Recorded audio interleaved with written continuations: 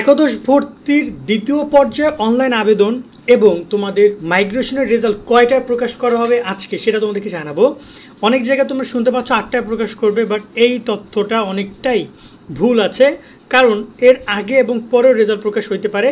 তবে সবার আগে তোমরা কোন জায়গা থেকে রেজাল্ট দেখতে পারবা, কীভাবে দেখতে পারবা, এই ভিডিওতে আমি সেটা তোমাদেরকে জানাবো। তবে তোমাদেরকে আমরা গুরুত্বপূর্ণ কিছু পরামর্শ এই পয়েন্টেতেই, বিশেষ করে মাইগ্রেশন এবং দ্বিতীয় পর্যায়ে আবেদন নিয়ে অনেক কিছু হতে যাচ্ছে, ক্লিয়ার করি। এই পরামর্শটা আমরা অন্য একটা ভিডিও দিতে পারতাম, বাট আমার কাছে মনে হয়েছে তোমাদের এই ভিডিওতে কথাগুলো বলা উচিত, কারণ রেজাল্ট তো প্রকাশ হচ্ছে কিছুক্ষণের মধ্যে। তোমাদের যারা মাইগ্রেশনের কলেজ আসবে, যদি তোমার কাছে মনে হয় যে তুমি ওই কলেজে পড়বা, তাহলে তুমি মাইগ্রেশনটা বন্ধ করে রাখা তোমার জন্য বেস্ট হবে, কারণ পরবর্তীতে এমন কলেজ আসতে পারে যেটা তুমি নাও পড়তে পারো। তাই মাইগ্রেশন নিয়ে এক সিদ্ধান্তটা বুঝে নিও, কারণ এখনও মাইগ্রেশন বন্ধ বা অন করার অপশন তুমি এখনও পাচ্ছ। আর যদি তোমার মাইগ্রেশন নতুন কলেজ না আসে, তাহলে তুমি মাইগ্রেশন অন করেই রাখো। এইচএসসির 27 ব্যাচের শিক্ষার্থীরা বাংলা ইংরেজি আইসিটি নিয়ে টেনশন না করে নাইট 24 পাবলিকেশনের এই 3টে বই কিনে ফেলো। রকমারির বেস্ট সেলার বই এগুলো। বই কিনতে night24.com যাও অথবা হোয়াটসঅ্যাপে কল দাও তাদের এই নাম্বারে। এবং তোমার কাছে যদি কোনো কারণে মনে হয় যে না আমার এই রাইট নাও যে কলেজটা সেটা ঠিক আছে, তাহলে মাইগ্রেশন বন্ধ করে রাখাটা সবচেয়ে বেস্ট অপশন হবে। এবং মাইগ্রেশনের রেজাল্ট কিন্তু তোমরা একইভাবে দেখতে পারবা। আমরা অলরেডি মাইগ্রেশন রেজাল্ট কীভাবে দেখতে পারবা সেটা ক্লিয়ার কাট কথাবার্তা বলেছি। দ্বিতীয়ত আসি তোমাদের যারা দ্বিতীয় পর্যায়ে কলেজ নির্বাচন দিয়েছ, প্রায় 2 লাখের মতো শিক্ষার্থী দ্বিতীয় পর্যায়ে কলেজ নির্বাচন দিয়েছ। তোমরা মূলত কীভাবে তোমাদের কলেজ যদি আসে আলহামদুলিল্লাহ, তাহলে তো আলহামদুলিল্লাহ তুমি কলেজ কনফার্ম করে মাইগ্রেশন চাইলে অন করে রাখতে পারো।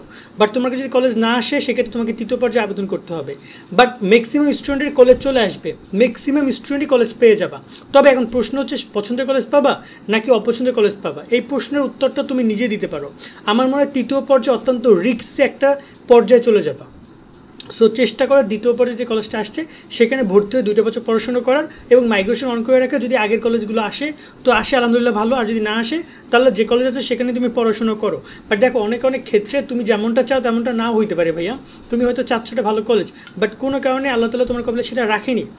দেখো একটা কলেজে চান্স পাও তো তোমার হাতে নাই, তুমি রেজাল্ট করেছো, এখন অ্যাপ্লাই করেছো, চান্স পাও নাই, কারণ সেই কলেজের টিচারদের একটা বিষয় রয়েছে, তাদের চাহিদার বিষয় রয়েছে, সেখানে কতজন অ্যাপ্লাই করেছে, কতগুলো আসন সংখ্যা ফাঁকা ছিল, এই বিষয়গুলো অনেকটা ইম্পর্টেন্ট। আশা করি বিষয়গুলোর প্রতি খেয়াল রেখে সিদ্ধান্ত নিবা। আর যদি তোমাদের কাছে তোমরা কমেন্ট করো যে দ্বিতীয় পর্যায়ে কলেজে চান্স না পেলে বা পছন্দের কলেজে চান্স না পেলে কী করবে, এটা নিয়ে আমরা পুরো ডিটেলস একটা ভিডিও করতে চাচ্ছিলাম। কারা কারা চাও কমেন্টে জানাও। আর এবার আসি তোমাদের একাদশ ভর্তির যে সিস্টেমে তোমাদের বলেছে রাত 8টার দিকে তারা দ্বিতীয় পর্যায়ে অনলাইনে আবেদন এবং মাইগ্রেশন রেজাল্ট প্রকাশ করবে। কিন্তু তোমাদেরকে জানিয়ে রাখতে চাই 8টায় না, তার আগেই অনলাইনে তোমরা রেজাল্ট দেখতে পারবা। তোমরা লগ ইন অপশনে ক্লিক করে তুমি তোমার ইউজার আইডি পাসওয়ার্ড দিয়ে লগ ইন করে রেজাল্টটা দেখতে পারবা। 8টার আগে 7:30 বা 7টার পরে এই রেজাল্টটা প্রকাশ করবে। আবার সবার আগে রেজাল্ট প্রকাশ করবে তারা SMS-এর মাধ্যমে।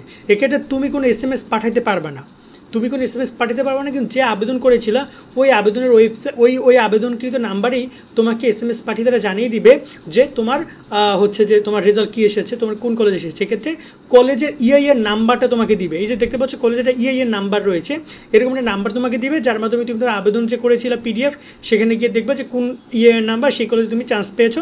অর্থাৎ SMS-টা 7টার আগেও প্রকাশ করে দিতে পারে এবং অনলাইন কম বেশি 7টার পরে তোমরা রেজাল্টটা দেখতে পারবা। একদম 8টায় রেজাল্ট তারা দিবে না, আর আগে রেজাল্ট দিবে। ক্ষেত্রে তোমরা একটু অপেক্ষা করে রেজাল্টটা তোমরা দেখে নিও। এবং রেজাল্ট পুরো দেখার পুরো প্রসেসটা তোমাদেরকে আমরা ভিডিও করে পুরো জানিয়ে দিব কীভাবে তোমরা রেজাল্টগুলো দেখতে পারবা। তো আশা করি তোমরা বিষয়গুলো বুঝেছো এবং রেজাল্ট দেখার সামনে আরও অনেক আপডেট আসবে, সেগুলো পেতে অবশ্যই আমাদের সাথে তোমরা যুক্ত থাকবে বা সাবস্ক্রাইব করে। আজকের মতো এখানে বিদায় নিচ্ছি। সকলে অনেক ভালো থাকবা। আল্লাহ হাফেজ।